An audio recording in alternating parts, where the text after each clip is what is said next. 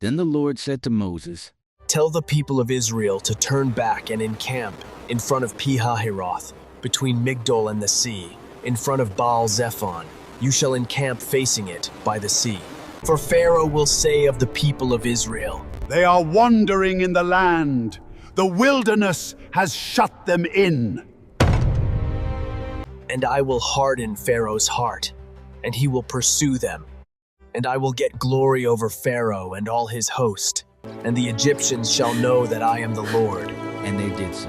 When the king of Egypt was told that the people had fled, the mind of Pharaoh and his servants was changed toward the people, and they said, What is this we have done, that we have let Israel go from serving us?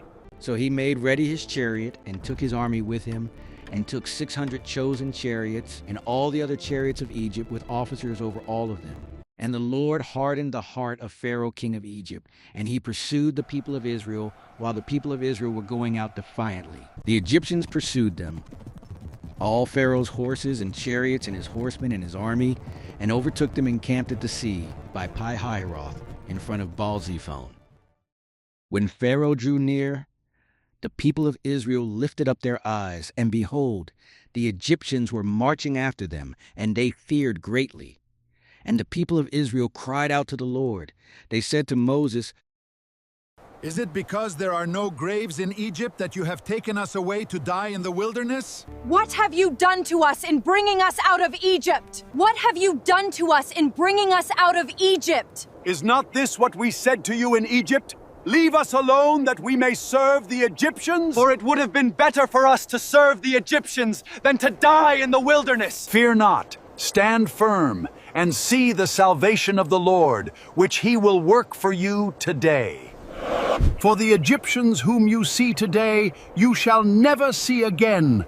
The Lord will fight for you, and you have only to be silent. The Lord said to Moses, Why do you cry to me?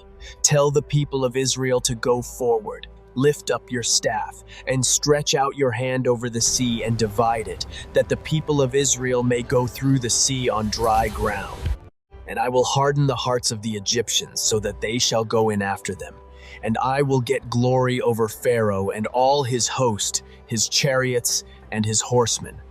And the Egyptians shall know that I am the Lord, when I have gotten glory over Pharaoh, his chariots, and his horsemen. Then the angel of God, who was going before the host of Israel, moved and went behind them. And the pillar of cloud moved from before them and stood behind them, coming between the host of Egypt and the host of Israel. And there was the cloud and the darkness, and it lit up the night without one coming near the other all night.